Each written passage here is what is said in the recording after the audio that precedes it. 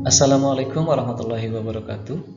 Kembali berjumpa dengan saya di channel Awal Urip Rido. Pada kesempatan kali ini saya ingin mempresentasikan koneksi antar materi modul 2.2 Pembelajaran Sosial Emosional Program Pendidikan Guru Penggerak Angkatan 2 Kabupaten Pandeglang. Berangkat dari pengertian, pembelajaran sosial emosional merupakan sebuah proses pembelajaran yang dilakukan secara kolaboratif seluruh komunitas sekolah. Proses kolaborasi ini memungkinkan anak dan orang dewasa di sekolah memperoleh dan menerapkan pengetahuan, keterampilan, dan sikap positif mengenai aspek sosial dan emosional. Sementara fungsi dari pembelajaran sosial emosional adalah untuk mengajarkan pada anak untuk menjadi pribadi atau individu yang sadar akan dirinya sendiri dan sadar terhadap sosial di sekitarnya. Juga diharapkan anak mampu membuat keputusan yang kompeten dan bertanggung jawab.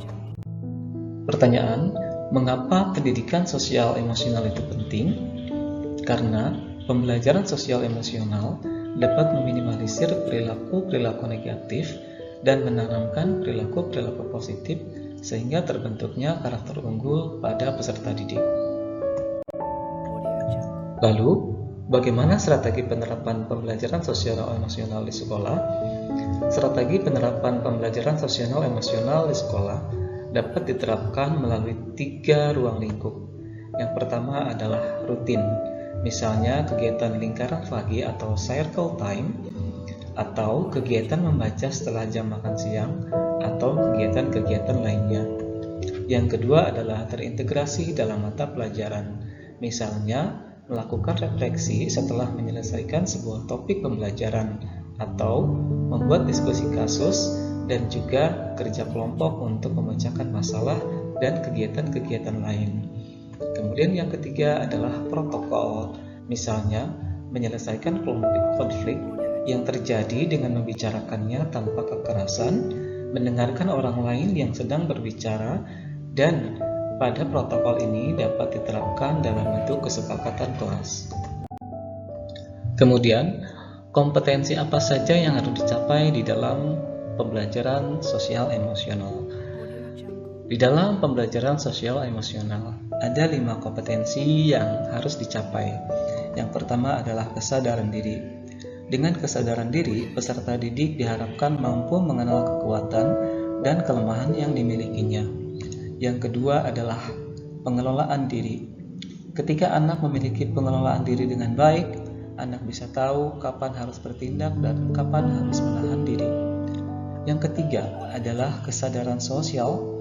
Kesadaran sosial berkaitan dengan kemampuan untuk bisa berempati dengan orang lain dan mengambil perspektif dari berbagai sudut pandang. Singkatnya, kemampuan ini berkaitan erat dengan norma dan etika berperilaku, terutama di kelompok, misalnya di masyarakat. Yang keempat adalah keterampilan sosial.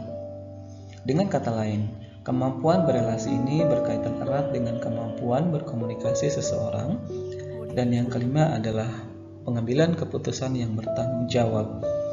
Ketika peserta didik mempunyai kompetensi ini, maka sesuatu yang menjadi keputusannya sudah didasarkan pada pertimbangan etika, norma sosial, dan keselamatan. Teknik yang dapat diterapkan. Ada satu teknik yang dianggap bagus untuk mengelola diri dan dapat memberikan tambahan energi baik untuk tubuh, jiwa, dan pikiran Anda, yaitu teknik STOP. Teknik STOP merupakan akronim atau singkatan dari Stop, Take a Breath, Observe, dan Proceed. Pada tahap STOP, Anda harus menghentikan setiap kegiatan yang sedang dilakukan. Tujuannya adalah untuk dapat melakukan tahap berikutnya dalam teknik ini. Yang selanjutnya adalah Take a Deep Breath atau tarik nafas dalam-dalam. Anda diminta untuk menarik nafas dalam-dalam, sadari nafas masuk, sadari nafas keluar, rasakan udara yang segar masuk melalui hidung, rasakan udara yang hangat yang keluar dari lubang hidung.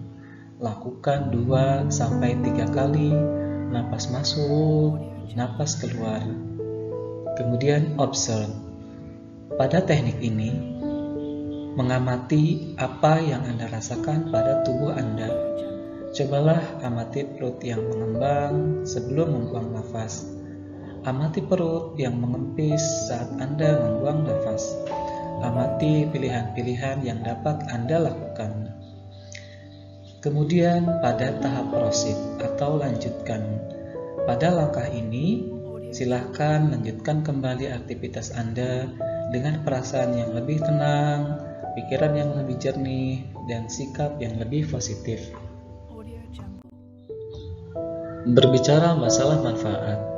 Manfaat lebih jauh dari pembelajaran sosial emosional ini adalah apabila kompetensi sosial emosional ini sudah jadi budaya positif di sekolah, maka pembelajaran berdiferensiasi akan mudah diaplikasikan karena anak atau peserta didik akan lebih fokus, bertanggung jawab secara sadar akan tugas dan pekerjaannya, mampu beretika dan berkomunikasi penuh empati.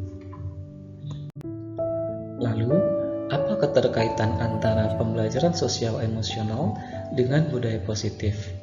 Pembelajaran sosial emosional bisa diterapkan dalam bentuk kesepakatan belajar, sehingga nilai-nilai pembelajaran sosial emosional menjadi aktivitas keseharian, membentuk kebiasaan, dan menciptakan suatu kebudayaan positif sehingga tercipta suasana belajar yang menyenangkan. Sementara keterkaitan dengan filosofi Ki Hajar Dewantara, bahwa menurut Ki Hajar Dewantara, guru sebagai pendidik menciptakan kondisi yang nyaman, sehat dan bahagia bagi murid, yaitu pembelajaran dengan menggunakan pendekatan hati. Jadi, pembelajaran sosial emosional ini adalah pembelajaran dengan menggunakan pendekatan hati.